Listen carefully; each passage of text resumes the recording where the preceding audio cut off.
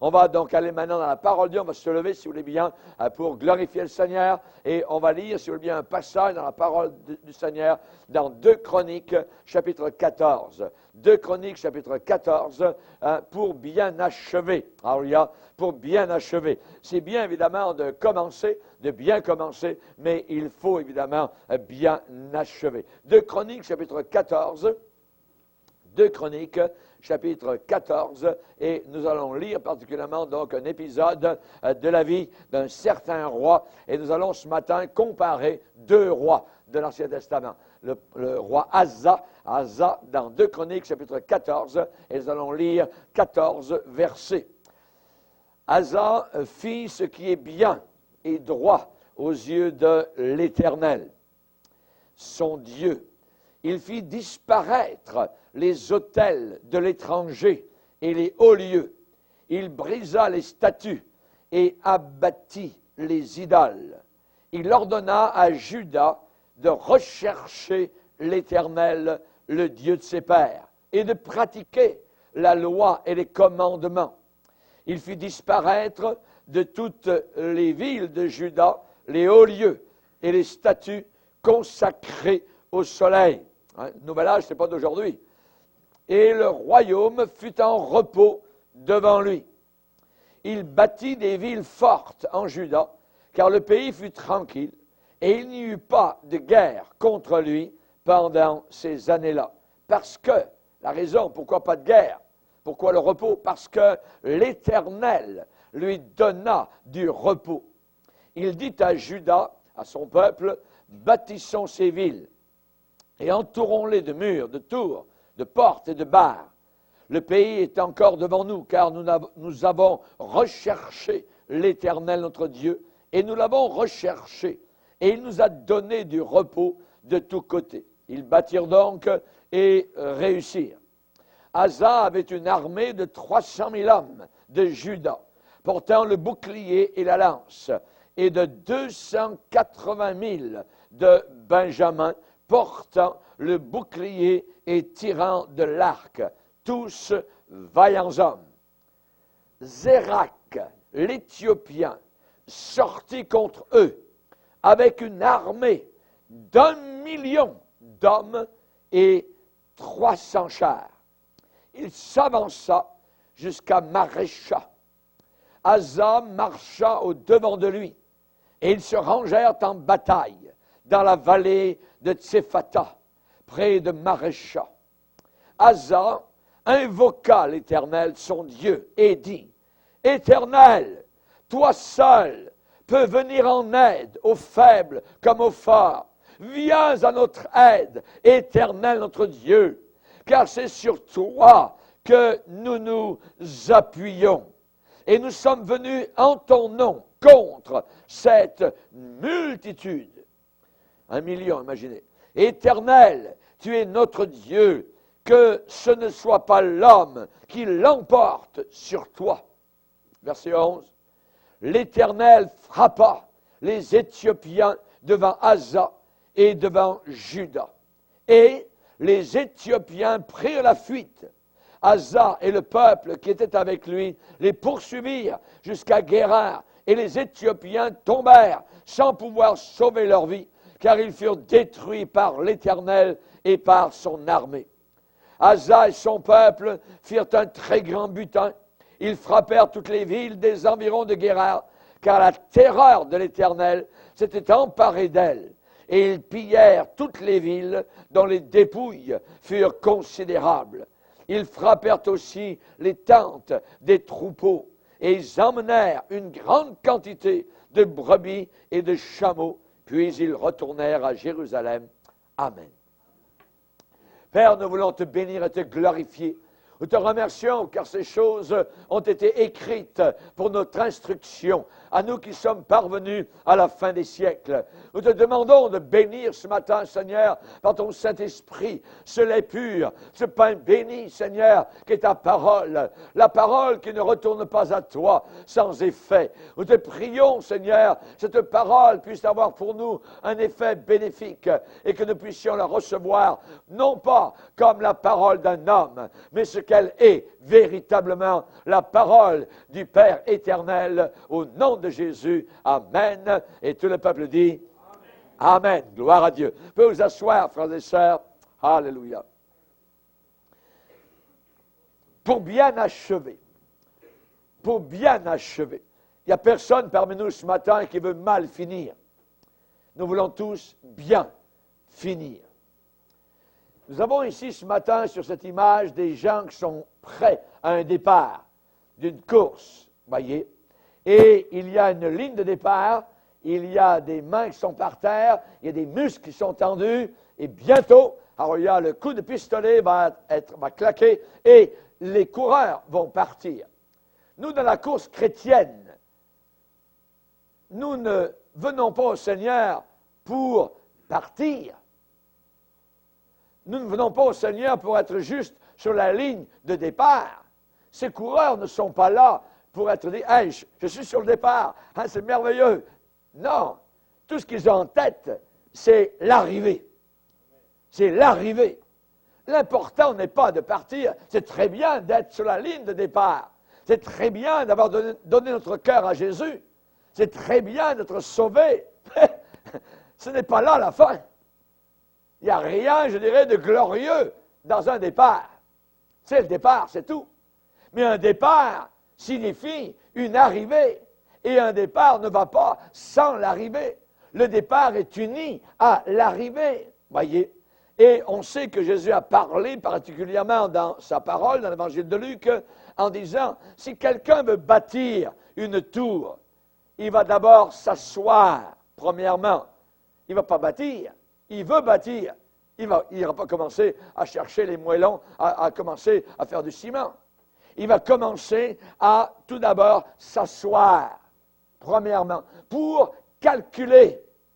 Il va faire un calcul pour voir ce que ça va lui coûter, le coût de monter une tour, de bâtir un édifice, et voir s'il a de quoi, dans ses poches, dans son compte en banque, de quoi terminer. Terminer. Il va regarder premièrement il va calculer s'il peut terminer, de peur qu'après avoir commencé à poser les fondations, et que tous ceux qui le verront, et qui ne puissent pas l'achever, et que tous ceux qui le verront ne se mettent à se moquer de lui en disant, cet homme, cette personne, a commencé, départ, a commencé à bâtir, mais il n'a pas pu finir. La vie chrétienne, elle est faite, pas pour commencer, elle est faite pour finir. L'important, c'est l'achèvement. L'important, c'est l'arrivée. Gloire au Seigneur. Ecclésiaste dit, la fin d'une chose vaut mieux que son commencement. La fin d'une chose vaut mieux que son commencement. L'apôtre Paul, à la fin de sa vie, pouvait écrire à Timothée, j'ai combattu le bon combat, j'ai gardé la foi, j'ai achevé la course. Je suis parti un jour sur le chemin de Damas, en Syrie. C'est là que Christ m'a rencontré. C'est là que j'ai dit, oui Seigneur, c'est bien beau le départ. Mais à la fin de sa vie, des années plus tard, Paul pouvait écrire, j'ai achevé la course. J'ai bien achevé la course. Gloire au Seigneur. Je me rappelais toujours, ça va rester gravé dans mon esprit, où cette année, je suis allé donc faire une mission au Burkina Faso. Et dans un coin reculé, dans la brousse, il y avait une église, et on a eu un temps merveilleux dans cette petite église. À peu près, il y avait une centaine ou un peu plus de personnes. Il y avait des chorales qui sont venues, toutes sortes de monde qui étaient là. Et on a eu un temps magnifique à l'appel. Ensuite, des gens sont venus pour la prière. Il y a eu des personnes guéries, des personnes baptisées dans le Saint-Esprit. Et à la fin de la réunion, eh bien, on m'a demandé de manger, donc, dans la maison du pasteur qui était pas très loin, à peu près à 200-300 mètres de là. Et durant le repas, on a évidemment un bon moment évidemment de communion fraternelle. Et à la fin de la réunion, j'ai vu ce pasteur qui était un peu âgé se mettre à genoux devant moi. Il était avec sa femme et il a dit, pasteur, vous venez du Canada, j'aimerais que vous priez pour moi. et une raison. Je suis dans le ministère depuis des années et je veux que le Seigneur me garde jusqu'à la fin de mon ministère.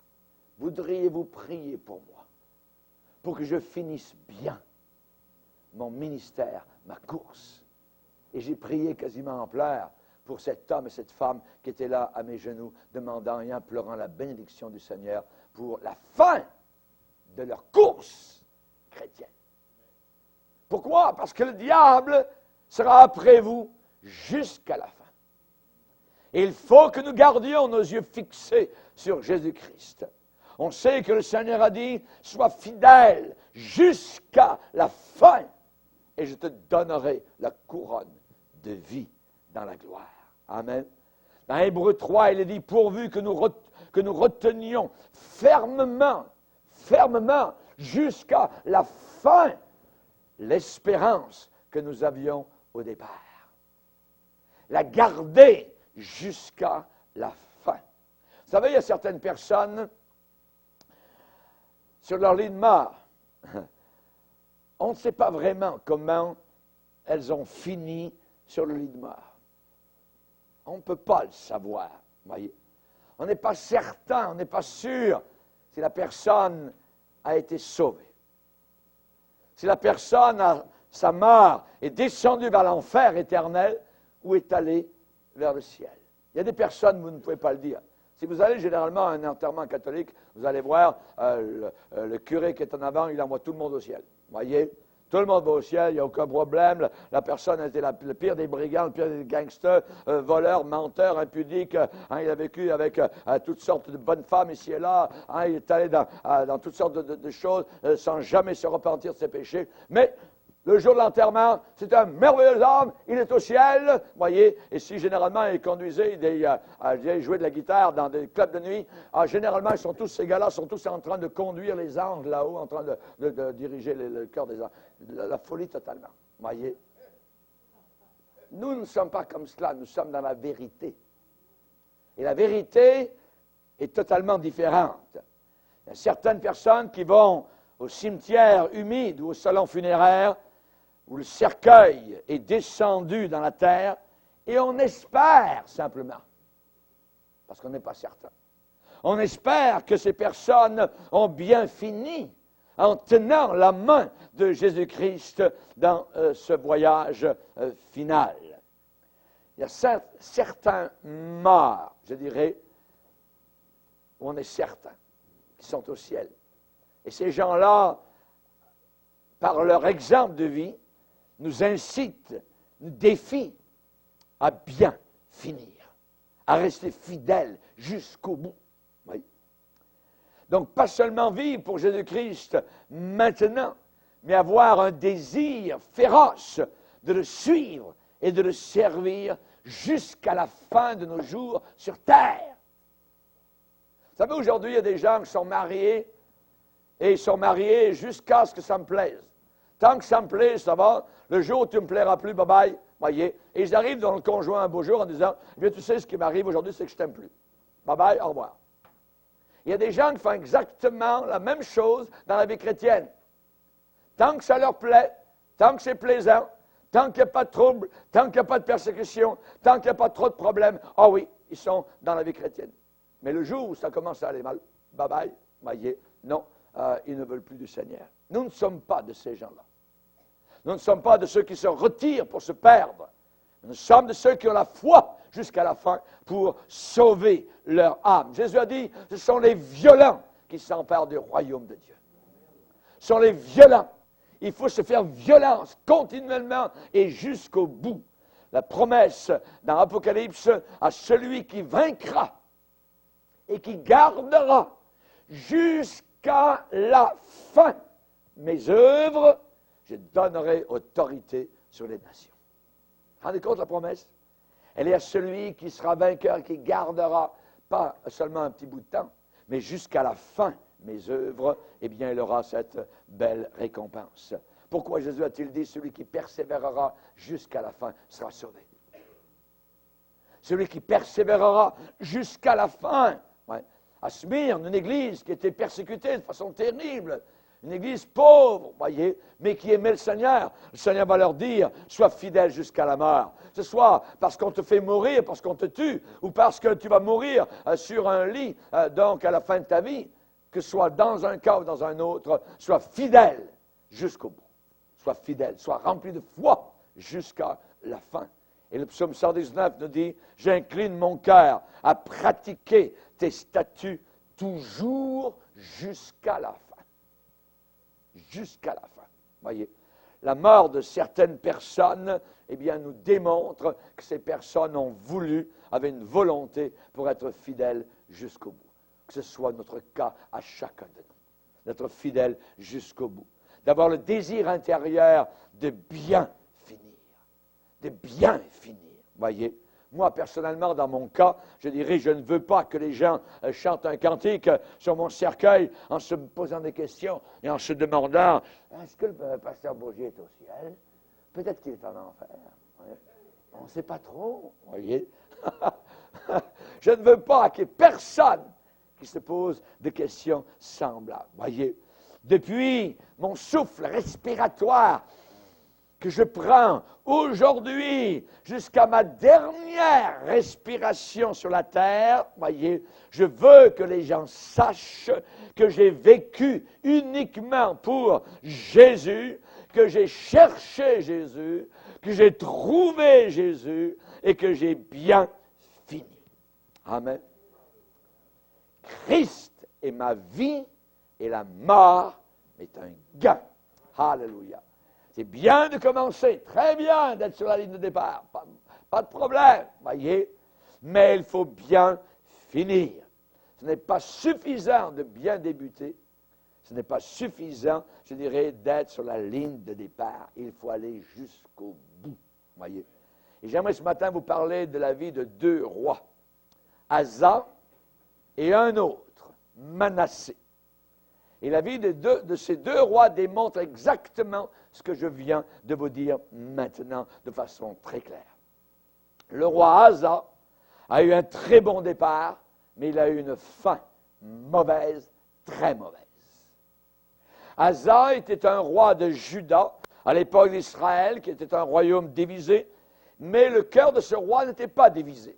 Le cœur du roi d'Asa était un cœur entier.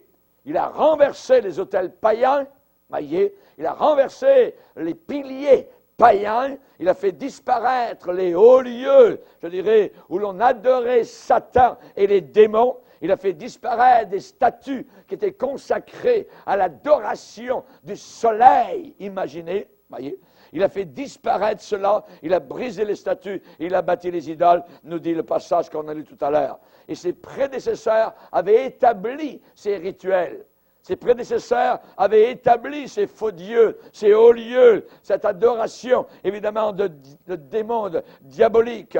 Et Asa a fortifié les défenses, je dirais, de ces villes, les murailles. Il a fait bâtir des tours, des portes, des barres, pour empêcher les ennemis, évidemment, donc, de pénétrer. Il a développé une armée immense d'environ 300 000 hommes pour Juda et d'environ 250 000 hommes pour Benjamin. Ce qui veut dire qu'il avait, je dirais, environ 500 000 hommes d'armée. Il a ordonné, ce jeune roi, il a ordonné de rechercher l'Éternel, de pratiquer les lois de Dieu et les commandements de Dieu. Ça veut dire pas uniquement de connaître, mais de mettre en pratique. De mettre en pratique la parole du Seigneur. Et un beau jour est arrivé quelque chose, c'est qu'il y a une armée qui est venue et montée, je dirais, du sud, de l'Éthiopie de l'époque, une armée forte d'1 million d'Éthiopiens. 1 million d'Éthiopiens, avec à sa tête le fameux chef d'armée Zérak. Et cet homme-là a menacé Juda, et le roi Asa, le roi de Juda, Asa, s'est tourné immédiatement vers le Seigneur. Immédiatement, il sait que sa seule ressource, c'est Dieu.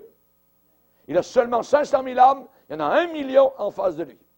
Donc, il est, je dirais, faible. Mais il se tourne vers le Seigneur. Tout de suite. Et il fait une très, très belle prière que l'on a lu tout à l'heure. Cette prière est merveilleuse et elle est vraie. Au verset 10, Asa invoqua l'Éternel son Dieu et dit, Éternel, toi seul peux venir en aide aux faibles comme aux forts. Viens à notre aide, Éternel notre Dieu, car c'est sur toi que nous nous appuyons. Et nous sommes venus en ton nom contre cette multitude. Éternel, tu es notre Dieu, que ce ne soit pas l'homme qui l'emporte sur toi. Et le Seigneur a-t-il répondu à cette prière? Oui, il a répondu positivement et il a stoppé. Donc, il a arrêté donc les guerres qui menaçaient Juda, parce qu'il a eu la victoire et les 1 million donc devant lui ont été défaits par les gens de Juda. Dieu a donné la victoire. Mais la Bible dit que ça s'est passé jusqu'à la 35e année de son règne. Tout allait très bien. Il a cherché Dieu, il a ordonné de se mettre vraiment dans la prière, il a détruit toutes les œuvres de Satan, hein, c'était merveilleux, voyez. Et la royauté d'Asa a commencé à changer la 35e année. Ça veut dire que vous pouvez être un bon chrétien pendant 10 ans, 20 ans, 30 ans, voyez. Mais autour d'une quarantaine d'années, voyez, vous n'êtes pas encore au ciel, voyez, au bout de 35 ans, comme Asa, vous posez des questions. Et même vous détournez de Dieu. Et la 36e année est arrivé quelque chose. Peut-être que ce roi Asa avait commencé à avoir plus confiance en lui-même qu'en celui qui lui avait accordé le trône et la victoire sur ses ennemis. J'imagine qu'en Israël, tous les gens devaient dire, mais c'est merveilleux, notre roi, Asa, Asa, Asa. Et Asa s'est dit, à un moment donné, oui, c'est Dieu qui a donné la victoire. Mais la 36e année, il s'est dit, ouais, ben, peut-être que aussi c'est parce que tu es fin. C'est parce que j'étais un bon stratège et tout ça, et puis j'ai fait les bonnes choses pour, ainsi de suite. Voyez, Asa a fait un choix qui a compromis totalement son témoignage et l'héritage qu'il a laissé derrière lui. Il y avait ce fameux roi d'Israël, un autre roi au nord, voyez, Baïcha. Et Baïcha est venu contre Asa, a encerclé Juda, signe certain d'invasion. Et maintenant, Asa, au lieu de rechercher Dieu, comme il l'avait fait pour les Éthiopiens qui montaient du sud, au lieu de rechercher Dieu, vous savez ce qu'il a fait? Il n'a pas fait comme il avait fait dans le passé. Asa a décidé de se servir des trésors du temple pour acheter les services d'un roi païen pour protéger son peuple. Oh! On va le lire si vous voulez bien. On va le lire. Dans 2 Chroniques, chapitre 16, le verset 1er, il est dit la 36e année du règne d'Asa, Baïcha, roi d'Israël, au nord, donc, puisqu'Israël était divisé, donc, monta contre Juda. Et il bâtit Rama pour empêcher ceux d'Asa, roi de Juda, de sortir et d'entrer. Et Asa sortit de l'argent et de l'or, des trésors de la maison de l'Éternel et de la maison du roi, et il envoya des messagers vers Ben-Hadad, roi de Syrie, à Damas, qui habitait Damas. Il lui fit dire qu'il y ait une alliance. On va être chums ensemble. Une alliance entre moi et toi, comme il y en a eu une entre mon père et ton père. Voici, je t'envoie de l'argent et de l'or. Hein? Et il lui a demandé donc ainsi d'aller se battre contre ses propres ennemis. Et qu'est-ce qui est arrivé? C'est que très rapidement, Dieu a envoyé un de ses hommes rempli du Saint-Esprit, appelé Anani, pour réprimander le roi Asa. Et au verset 7, dans ce temps-là, Anani, le voyant, alla auprès d'Asa, roi de Juda, et lui dit, parce que tu t'es appuyé sur le roi de Syrie, et que tu ne t'es pas appuyé sur l'Éternel ton Dieu, l'armée du roi de Syrie s'est échappée de tes mains. Les Éthiopiens, rappelle-toi, les Libyens, ne formaient-ils pas une grande armée, hein, rappelez-vous, 1 million d'hommes, avec des chars et une multitude de cavaliers, Et cependant, et malgré leur nombre, l'Éternel les avait livrés entre tes mains, parce que tu t'étais appuyé sur lui. Car l'Éternel étend ses regards sur toute la terre pour soutenir ceux dont le cœur est tout entier à lui. Tu as agi en insensé, en fou, dans cette affaire. Car dès à présent, tu auras des guerres. Tu auras des guerres. Chers amis, le terme hébraïque utilisé par Hanani, l'homme de Dieu, pour décrire un cœur totalement et pleinement consacré, c'est Levav Shalem. Ça veut dire un cœur entier. Quand tu avais un cœur entier, Dieu t'avait donné la victoire. Quand tu étais totalement consacré, quand tu avais abattu les idoles, quand tu avais prié, tu m'avais recherché, même s'il y avait eu 2-3 millions de personnes devant toi, je t'aurais donné la victoire. Mais maintenant, tu t'es appuyé sur l'or, sur l'argent, sur l'homme, sur le bras de la chair, sur le roi de Syrie. Alors tu vas avoir des batailles, tu vas avoir des guerres, tu as agi en insensé dans cette affaire. Dès à présent, tu auras des guerres. Voyez. Amis, Asa a maintenant un cœur partagé. Rien de pire. Rien de pire que d'avoir un cœur partagé, un cœur divisé. Asa, vous pensez qu'il a dit, yes, c'est vrai, oh, je me m'humilie, je cherche Dieu. Non, pas du tout. Voyez, Asa a tenu, je dirais, les paroles qui lui ont été dites de la part du Seigneur comme zéro. Il a envoyé ça en l'air. Il a envoyé le message en l'air. Il a resserré totalement sa façon d'agir. Hein, il a voulu avoir sa propre manière, voyez, et il a choisi de ne pas du tout tenir compte des paroles d'Hanani. Et au lieu de se repentir, il a emprisonné le prophète de Dieu. Hanani, garde, prenez-le, emmenez-le en prison. Hey, c'est le roi qui cherchait Dieu au départ.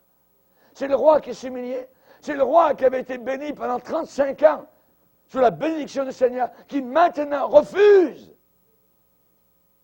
la réprimande, qui maintenant s'appuie sur le bras de la chair, qui s'appuie sur l'or et l'argent. La Bible dit, celui qui doute, celui qui ne croit plus, celui qui a un cœur divisé, il est semblable aux flots de la mer qui vont et viennent. Qu'un tel homme ne s'imagine pas qu'il recevra quoi que ce soit de la part du Seigneur. C'est un homme irrésolu dans ses voies. Irrésolu, sans résolution dans ses voies. Il n'est pas déterminé. Asa a maintenant un cœur partagé. Il a maintenant un cœur divisé. Plus que cela, il va plus loin que cela. Non seulement il met le prophète de Dieu, l'homme de Dieu, en prison, mais en même temps, il est dit que Asa commence à opprimer quelques personnes de son peuple. Il s'est mis maintenant à opprimer. Verset 10. Asa fut irrité contre le voyant et il le fit mettre en prison parce qu'il était en colère contre lui. Et dans le même temps, Asa opprima aussi quelques-uns du peuple. Et je dirais que même à la fin de sa vie, Asa a contracté une maladie très douloureuse des pieds. Peut-être la goutte, je ne le sais pas. Mais même là encore, à la fin de sa vie, Asa est un entêté. C'est-à-dire qu'il a éprouvé de grandes souffrances. Et je n'ai rien contre les médecins. On peut aller à l'hôpital, voyez, ne me méprenez pas sur cela. Hein, mais on peut mettre sa confiance dans le Seigneur. Voyez, Seigneur guide les médecins, dirige. Ce n'est pas, ma confiance n'est pas dans les chirurgiens, ma confiance est en toi. Mais dirige pour l'opération chirurgicale ou quoi que ce soit. Hein, c'est en toi, Seigneur, que je me remets toute ma vie. Ça, c'est la foi. Mais Asa, il est dit que même pendant sa maladie, il n'a même pas recherché l'Éternel. Pendant sa maladie, il n'a même pas recherché celui qui pouvait l'aider. Mais il a consulté les médecins. Il n'y avait aucune foi dans le Seigneur et sa foi maintenant était dans les hommes. Voilà un homme qui avait débuté sa vie avec un cœur total envers Dieu, mais il n'a pas bien fini. Voilà un homme qui était sur la ligne de départ, mais il n'était plus sur la ligne d'arrivée. dans le même état d'esprit qu'il était quand il a commencé sa course. Il est mort la 41e année de son règne. Ça veut dire que pendant 35 ans de son règne, il a été correct, très bien. Mais pendant les 6 dernières années seulement de son règne, il est devenu totalement comme un incrédule. Ça nous dit quoi? Ça nous dit qu'il faut avoir un bon départ et une bonne fin. Le départ, ce n'est pas là l'important. Il y a des gens qui pensent, « Ah, c'est merveilleux, il est sauvé, tout ça. » Oui, oui, oui, aussi nous sommes heureux. Mais il faut continuer. Et une des lois de l'Ancien Testament, la loi du Lévitique, c'était le feu brûlera continuellement sur l'autel. Et il faut que le chrétien ait ce feu qui brûle continuellement sur l'autel de son cœur. Un autre roi, le roi Manassé. Le roi Manassé. Lisez avec moi dans 2 Chroniques 33. Le roi Manassé, c'est le contraire. Il a eu un très mauvais départ. Très, très mauvais départ. Voyez? Il était sur la ligne de départ, mais il s'est cassé la jambe directement sur la ligne de départ. Voyez? Finalement, il n'est pas parti. Très mauvais départ, mais très bonne fin. Tiens, il n'a pas bien commencé. Il a commencé à régner, savez-vous quel âge il avait? Il avait 12 ans. 12 ans. Mais il a commencé avec la rébellion dans son cœur. Ça dit au verset 1er, Manassé avait 12 ans lorsqu'il devint roi, il régna 55 ans à Jérusalem. Il fit ce qui est mal aux yeux de l'Éternel, selon les abominations des nations, c'est-à-dire les abominations des païens, nations païennes, que l'Éternel avait chassées devant les enfants d'Israël. Verset 3, il rebâtit, voyez, les hauts lieux qu'Ézéchias, son père, avait renversés. Il éleva des autels au Baal. Il a adoré les démons. Il fit des idoles à Astarté. Il se prosterna devant toute l'armée des cieux, ça veut dire devant les étoiles, et servi donc les étoiles, et ainsi de suite. Il a bâti des autels dans la maison de l'Éternel, donc des autels à des dieux étrangers, imaginez, directement à l'intérieur de la maison de Dieu. Quoi que l'Éternel lui dit, c'est dans Jérusalem que sera mon nom, ainsi de suite. Verset 6, regardez l'abomination. Il fait passer ses fils par le feu. Hey, attends. Dans la vallée des fils de Hinnom. Il observait les nuages et les serpents pour en tirer des pronostics. Il s'adonnait à la magie. Hey, il établit des gens qui évoquaient les esprits et qui prédisaient l'avenir. Véritablement, il fait de l'occultisme. Il fit de plus en plus ce qui est mal aux yeux de l'Éternel afin de l'irriter et ainsi de suite. Ainsi de suite. Vous voyez, qu'est-ce qui se passe avec cet homme-là? Cet homme-là a vu son vieux père, Ézéchias, qui avait fait des bonnes réformes dans le royaume, et il a tout balayé ce que son père lui avait enseigné. Il a tout balayé cela. Il s'est mis à adorer les étoiles, il s'est prosterné devant toute l'armée des cieux, il a élevé des autels à des divinités païennes, et directement à l'intérieur dans le temple, il a fait l'adoration de Satan directement à l'intérieur du temple du Seigneur à Jérusalem. Il a pratiqué l'occultisme, la divination. Il a offert des bébés à Moloch, ces fameux statues en fer, dans le ventre desquels, évidemment, on mettait du feu et ensuite on brûlait les bébés. Quand ils criaient et pendant que les gens tournaient autour en dansant avec la musique païenne, tout ça. Donc, imaginez tout ce qu'il faisait. Il a même fait brûler ses propres fils. Il les a mis sur les bras du dieu Moloch. Il y a une statue en fer, un dieu païen, ainsi de suite. Il a fait passer ses fils par le feu, nous dit la Bible. Il observait les nuages, les serpents, pour en tirer des pronostics. Il regardait les nuages. Les nuages. Aujourd'hui, tel nuage, à telle forme, tout ça. Ah ouais, tiens, je vois là, tiens, je vois l'Europe, là, tiens, je vois aussi dans les nuages. Diabolique, littéralement. Il observait aussi les serpents. Les serpents. Ah tiens, tel serpent, voyez, aujourd'hui, il ne faut pas que je fasse ci, ça, il ne faut pas que, à tel endroit. C'était régulièrement, cet homme-là, consulter les spirites. Il a égaré son peuple. Vous savez que les gens font généralement comme ils voient faire à la tête d'un pays. Il a égaré son peuple, il a fait descendre tout le peuple sur la même route que lui-même suivait, une route dangereuse, obscure donc et diabolique. À un moment donné, Dieu, qui est Dieu, a envoyé les Assyriens pour le juger, pour capturer Manassé.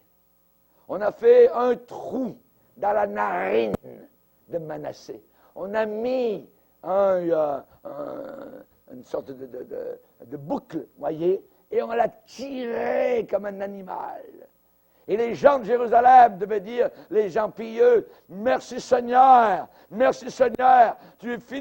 tu juges cet homme impie qui vraiment a tué nos bébés.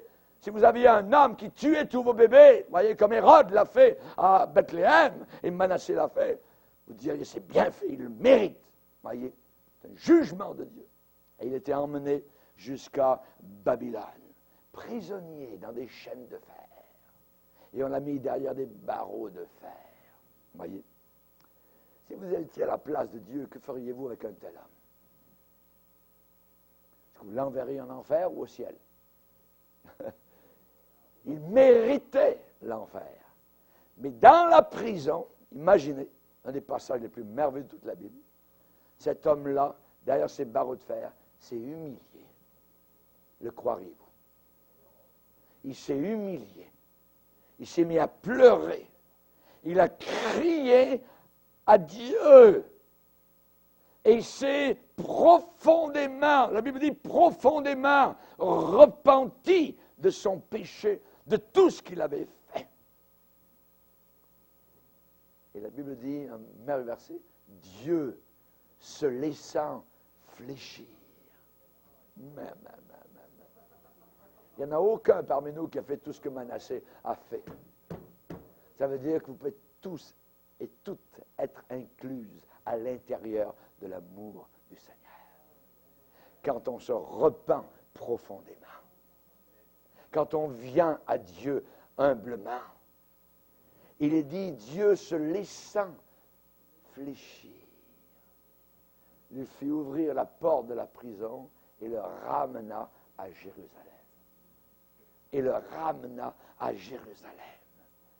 Mais il est venu à Jérusalem maintenant comme étant un homme totalement différent. Totalement différent. La Bible dit qu'il reconnut que l'Éternel était Dieu. Il reconnut, 2 Chroniques 33, verset 13. Manassé a achevé sa vie en détruisant les autels faux, en les renversant, en tous les dieux étrangers qu'il avait érigés auparavant sur la montagne de la maison de Dieu. Il les a jetés en dehors de la ville et finalement il a rétabli l'autel de l'Éternel à l'intérieur des parvis du temple et il y a offert des sacrifices d'action de grâce, des remerciements au Seigneur, sacrifices de reconnaissance. Voilà un homme, Manassé, qui avait commencé par une vie de rébellion et de révolte contre Dieu, et il a bien fini. Et il a très bien fini. Moi, je l'appelle le fils prodigue de l'Ancien Testament. Alléluia. Qu'est-ce que le fils prodigue a dit en revenant de sa pourriture, de sa saleté? J'ai péché.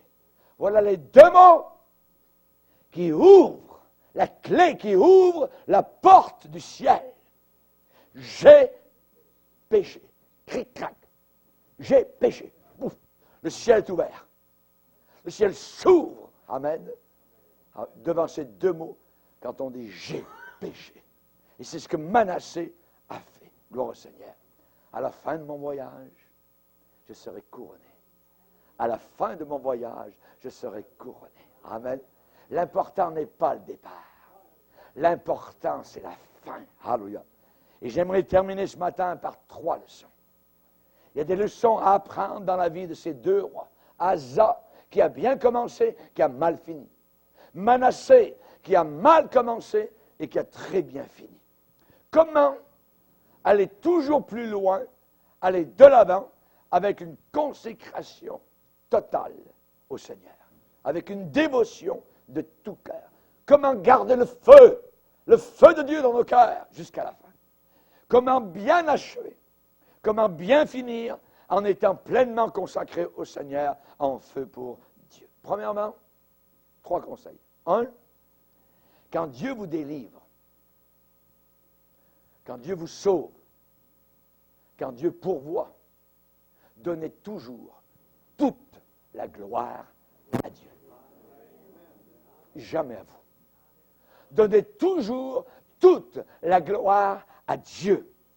Quand Dieu a délivré, je dirais, Juda de l'immense armée éthiopienne, peut-être que le roi Asa, qui avait toujours et jusqu'à présent fait de l'Éternel ses délices, qui s'était toujours, je dirais, vraiment mis à genoux devant le Seigneur, qu'il avait prié, auparavant, il se glorifiait dans le Seigneur, il se réjouissait de la gloire de l'Éternel, eh bien, il a commencé à changer graduellement, et il a eu un désir qui montait, voyez, tranquillement dans son cœur, pour avoir sa propre gloire personnelle. Pour avoir sa propre gloire personnelle. Et vous savez ce que Dieu dit dans la Bible?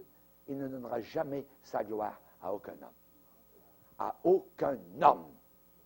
Aucun homme n'héritera jamais la gloire qui revient à Dieu seul. À Dieu soit toute la gloire. Dans tous les siècles des siècles. Jamais à un homme. Rappelez-vous ce qui est arrivé à Hérode, quand à Césarée, au bord de la mer Méditerranée, alors que là, il y avait une sorte d'arène, il y avait des jeux, c'était sa fête.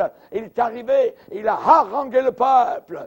Et les gens, la foule, qui était là, qui était remplie, eh bien, on dit, mais ce n'est pas la voix d'un homme que nous entendons, c'est la voix d'un Dieu.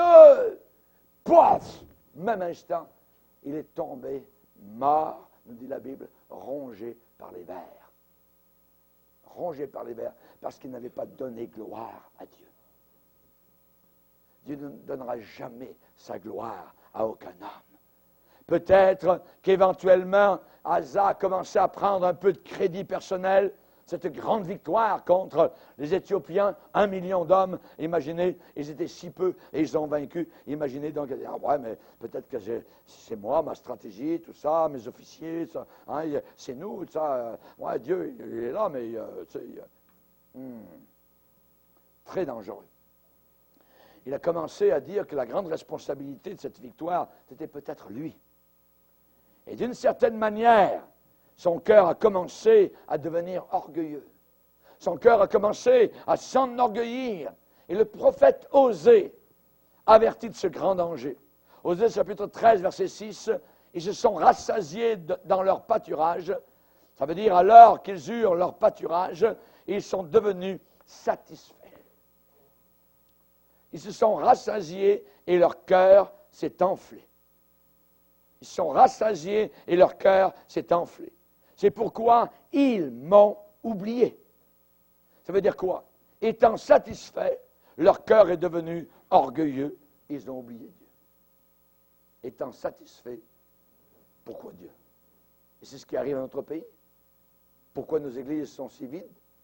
Pourquoi si peu de chrétiens dans le monde occidental? Pas besoin de Dieu. Pourquoi tant de chrétiens en Afrique?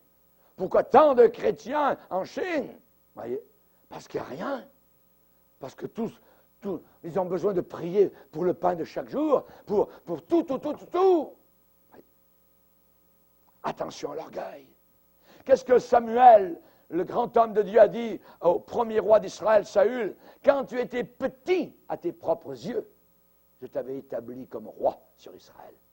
Quand tu étais petit, mais maintenant que tes pantalons sont devenus trop grands pour toi, alors j'ai choisi quelqu'un d'autre qui est meilleur que toi et qui va prendre ta place. Quand tu étais petit, Dieu résiste aux orgueilleux, il fait grâce aux humbles. Restons petits à nos propres yeux. La Bible dit que Dieu a choisi parmi nous des gens qui n'ont pas, bien souvent, je dirais, de grandes capacités intellectuelles ou de grands diplômés. Il y en a quelques-uns, mais la plupart, nous venons d'un milieu très modeste, voyez. Il dit que Dieu, a choisi les choses folles du monde pour confondre celles qui sont sages dans ce monde. Dieu a choisi les choses faibles du monde pour confondre les fortes. Et Dieu a choisi les choses viles du monde, celles qu'on méprise, celles qui ne sont point, pour réduire à zéro celles qui existent, afin que quoi? Afin que nulle chair, afin que personne ne se glorifie devant Dieu. Pour qu'il n'y ait pas un seul homme, une seule femme, un seul jeune homme, une seule jeune fille qui se glorifie devant Dieu. Dieu a fait ces choix-là. On ne peut pas avoir aucune gloire par nous-mêmes. Quand l'armée de Gédéon était composée de plus de 30 000 personnes, Dieu a dit non, il faut vider l'église. C'est trop, il y a trop de monde. Renvoyer à la maison, voyez, les peureux, les ci, les ça, ils sont restés avec 300. Et Dieu a accordé la victoire devant une armée immense de centaines de milliers de Madianites avec seulement 300 personnes. Pourquoi? Afin que nulle chair ne se glorifie devant Dieu. Pour que personne ne se glorifie devant le Seigneur. Alléluia. Dieu a dit, je ne donnerai pas ma gloire à un autre. Je ne donnerai pas ma gloire à un autre. Manassé, qui au départ de sa vie avait défié Dieu ouvertement, a choisi cependant à Babylone de s'humilier dans sa prison. Quand il a été repris, quand il a été châtié, puni, il a reconnu que c'était Dieu qui méritait toute la gloire pour sa délivrance et il a appuyé sa foi nouvelle sur le Seigneur. Il a été reconnaissant, rempli de gratitude pour tout ce que le Seigneur avait fait envers lui. Et il a dédié, il a consacré le reste de toute sa vie à servir celui qui l'avait sauvé. Amen. Il rebâtit l'autel de l'Éternel et il y offrit des sacrifices d'action de grâce. Notre autel, c'est une croix. C'est là qu'est notre force.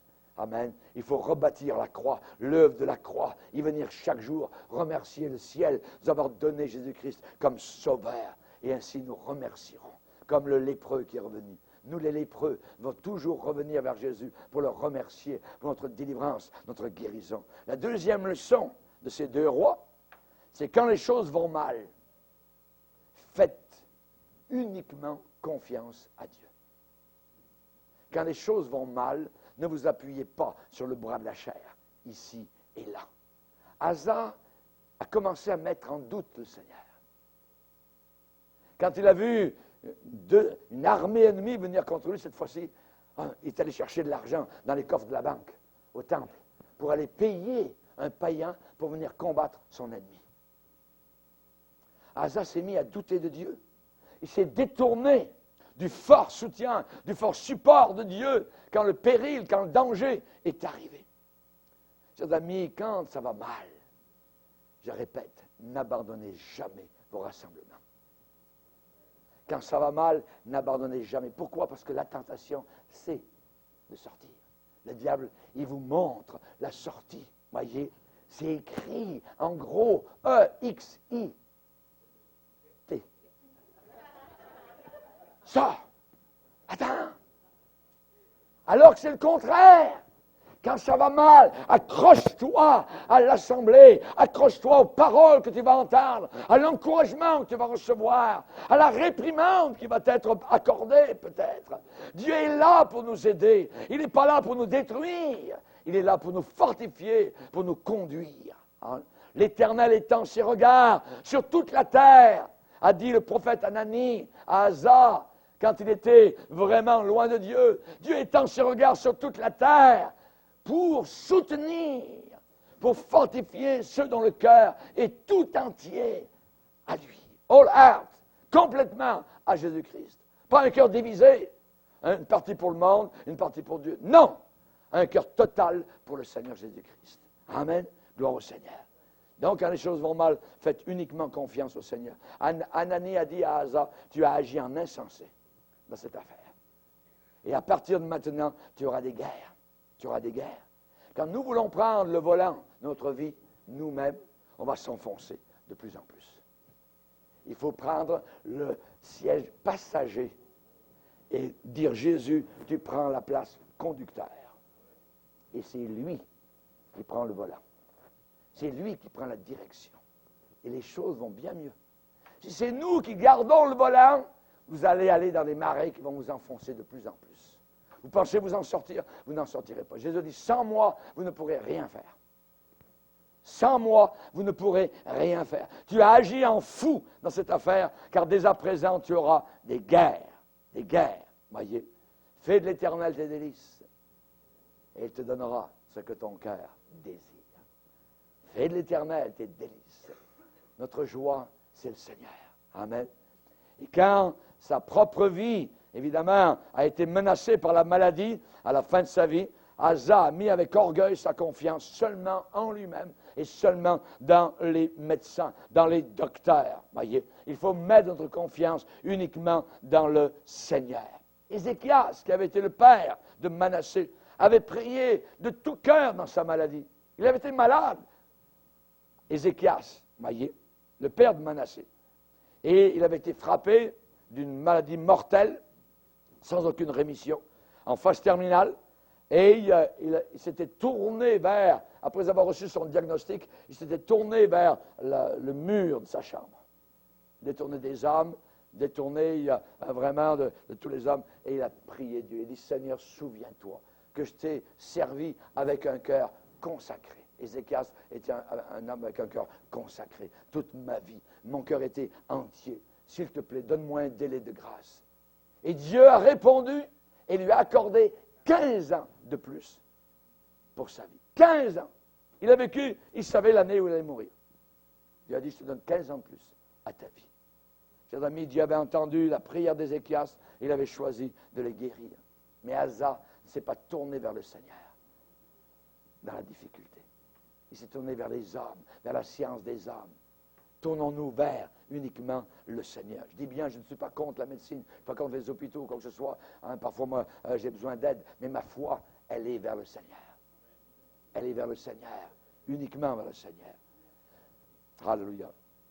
Dieu a dit, Ézéchias, quand il a prié, quand il était très malade, j'ai entendu. J'ai entendu. Amen. Et peut-être c'était uniquement des pleurs qui étaient là, à côté d'un mur blanc, voyez, un mur gris, je ne sais pas, voyez, au palais royal. Mais Dieu dit, j'ai entendu, j'ai vu, et je te guérirai. Et je te guérirai. Alléluia. Merci Seigneur. Aucun doute que Manassé, voyez, qui connaissait très bien cette histoire, eh bien, c'est peut-être la raison pour laquelle, quand il a été emmené en captivité, a suivi l'exemple de son père Ézéchias et a supplié Dieu de le secourir. Seigneur, s'il te plaît, ramène-moi à Jérusalem et je te servirai. Oui, je suis honteux. Oui, j'ai fait mourir des bébés. Oui, j'ai fait des choses abominables. Oui, j'ai regardé les serpents. Oui, j'ai invoqué les démons. Oui, j'ai mangé à la table du diable. Seigneur, s'il te plaît, pardonne-moi, Seigneur. Je veux suivre l'exemple de mes pères dans la foi. Ramène-moi, enlève-moi de cette Babylone, de cette tour de Babel, littéralement. Amen. Et le Seigneur a dit, eh bien, qu'il l'avait entendu. Le Seigneur se laissait fléchir et l'a ramené à Jérusalem. La dernière leçon, voyager avec Dieu n'est pas un sprint. C'est un marathon. Voyager avec Dieu, c'est un marathon et ce n'est pas un sprint. On a vu des personnes partir dans la vie chrétienne comme des sprinters. Voyez? C'est merveilleux. On dit, mais ça, pas de problème avec ça. Vas-y. Mais un beau jour, ils ne sont plus là. Où est le sprinter? Disparu. Et plus là. Voyez. La vie chrétienne n'est pas un sprint. La vie chrétienne, elle est longue. Elle peut durer encore des années. Des dizaines d'années. Et il faut avoir du souffle. Et il faut avoir de l'eau à boire.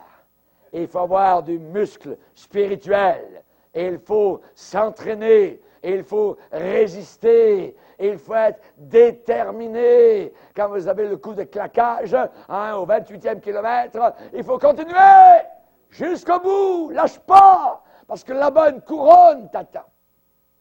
Sois fidèle jusqu'à la mort. Amen. Seulement à la 36e année de son règne, qu'Asa a commencé à se fatiguer. Il s'est lassé de chercher Dieu. Pourquoi chercher Dieu? Vous voyez, aujourd'hui, l'Église moderne, postmoderne, il n'y a même plus de salle de prière. Ça n'existe plus, ça. Pourquoi prier? On a tout. On a même nos psychologues, on a tout, on a nos médecins, nos docteurs, ils expliquent tous nos problèmes. On peut se coucher sur un divan. Et puis si j'ai un problème, ben c'est parce que ma mère, quand elle était enceinte, elle a eu ci, ça, hein, elle a bu du coke, tout est expliqué et explicable par les faux docteurs. Ma Bible me dit le contraire. Si quelqu'un est en Christ, il est une nouvelle créature. Les choses anciennes sont passées. Et voici que toutes choses sont devenues nouvelles. Alléluia, on ne retourne plus là-bas. C'est fini, c'est terminé. Le diable, il veut vous ramener. Et les serviteurs du diable veulent vous ramener aussi. Et où sont-ils? À l'intérieur de l'Église postmoderne. Que de danger. Que de danger. Quand on commence à s'appuyer sur nos propres raccourcis, sur nos idées personnelles, sur nos solutions à nos problèmes, hein, je dirais nos solutions humanistes, nos solutions philosophiques. On appelle ça dans la Bible la sagesse humaine. Et Jacques nous dit que la sagesse humaine, elle est diabolique. Elle est diabolique. On ne s'appuie pas sur la sagesse des hommes. Jamais. Vous êtes un fou si vous appuyez sur la sagesse des hommes. Selon la Bible. Prenez garde que personne ne fasse de vous sa proie par la philosophie et par une tromperie vaine. S'appuyant sur quoi? S'appuyant sur la tradition des hommes. S'appuyant sur les rudiments du monde. Un monde impie, un monde obscur. Leur matière est très grise dans leur tête. C'est noir, c'est obscur. Vous descendez d'un cerf. Vous êtes un animal évolué. Voyez? Est-ce qu'ils sont intelligents? Ils sont complètement fous. Se pensant sages, ils sont devenus fous. Que dis-je, se pensant sages? Se vantant d'être sages, ils sont devenus fous. Donc, quand on commence à s'appuyer sur nos propres raccourcis, centrés sur l'homme, nous sommes en train de descendre. Et pour notre voyage spirituel, j'aimerais vous dire, ne cherchez jamais le sentier le plus facile. Ne cherchez jamais le sentier le plus court. Ne cherchez jamais le sentier le plus rapide. Non, non, non, non. Vous savez, quand le peuple est sorti d'Égypte, Dieu aurait pu les amener directement quelques jours dans la terre promise. Environ une semaine, ils étaient là. Mais Dieu a dit, non, vous allez prendre un détour. Voyez, ils ont fait, pourquoi? Parce que Dieu avait des raisons. Et les détours de Dieu sont mieux que les raccourcis de l'homme. Les détours de Dieu sont bien mieux que les raccourcis de l'homme. On va le lire, si vous voulez bien, dans Exode. Exode 13, verset 17. Lorsque Pharaon laissa aller le peuple, Dieu ne le conduisit point. Dieu ne le conduisit point par le chemin du pays des Philistins, quoique le plus court, le plus proche. Voyez? Car Dieu dit, le peuple pourrait se repentir en voyant la guerre et retourner en Égypte. Voyez? Donc, hein, il a vu la crainte qu'il pourrait avoir par une guerre qui serait là. Hein, Dieu a dit non. Mais Dieu fit faire au peuple un détour par le chemin du désert vers la mer Rouge. Amen. Les détours de Dieu sont bien mieux que les raccourcis des hommes. Si le détour prend 20 ans, laissez faire. Laissez faire. Pour eux, ça a été 40 ans. Et pourtant, il y en avait certains qui avaient la foi au départ. C'est vrai qu'il y en a beaucoup qui étaient incrédules, qui sont morts dans les airs, mais il y en avait qui avaient la foi au départ. Et le petit détour a duré 40 ans, alors qu'ils auraient pu monter dans le pays promis en une semaine. Imaginez. Voyez, j'aimerais vous dire une chose, que notre voyage spirituel n'est pas un sprint, c'est un marathon. Pour nous, c'est de placer un pied devant l'autre, jour après jour, semaine après semaine, un jour à la fois. Amen. À chaque jour suffit sa peine.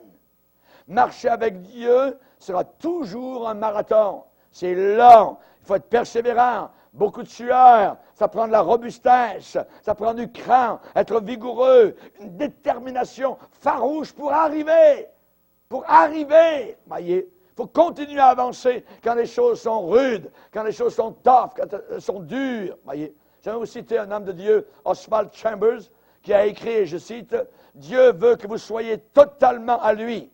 Cela signifie que vous devez toujours veiller à toujours être en bonne forme spirituelle, en gardant toujours vos yeux sur le but à atteindre, et cela prend beaucoup, beaucoup, beaucoup de temps.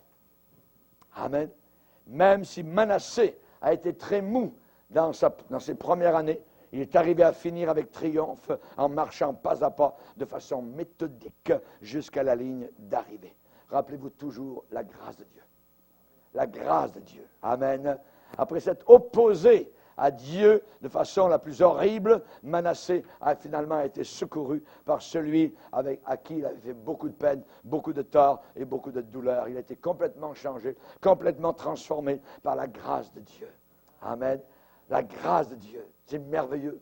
Elle nous enseigne, elle nous garde, elle nous porte. Et la grâce de Dieu, eh bien, vous gardera tout le long du chemin. Quand nous oublions de donner le crédit à la gloire à Dieu, quand nous nous arrêtons de lui faire totalement confiance, quand les choses sont amères, quand nous oublions que de le suivre est un marathon, la grâce est encore là. La grâce sera toujours là. Ma grâce te suffit. Amen. Baissons nos têtes et prions le Seigneur. Seigneur, nous voulons te bénir et te glorifier. Nous voulons t'adorer, Seigneur, pour tes conseils merveilleux. Merci, Seigneur Jésus, car nous voulons bien commencer et nous voulons bien finir. Nous avons les exemples sous nos regards aujourd'hui, Seigneur, ces deux rois, l'un qui a très bien commencé et qui a mal fini dans l'incrédulité. Un autre qui a très mal commencé, mais qui a très bien fini dans la foi. Seigneur, nous te bénissons, car nous voulons bien commencer et bien finir. Aide-nous à continuer à avoir nos regards sur la croix du Calvaire. Aide-nous à être, fortifiés par ton Saint-Esprit de gloire et qu'aucun de nous ne puisse se décourager par les attaques de l'ennemi, du diable, qui veut que nous chutions sur la piste de ce marathon vers la vie éternelle. Merci Seigneur de nous garder tous sous ton regard. Aide-nous à toujours te faire confiance, car toi-même, tu étends tes regards sur toute la terre pour soutenir, pour fortifier, pour aider ceux dont le cœur est tout entier à toi. Merci Père, au nom de Jésus. Amen.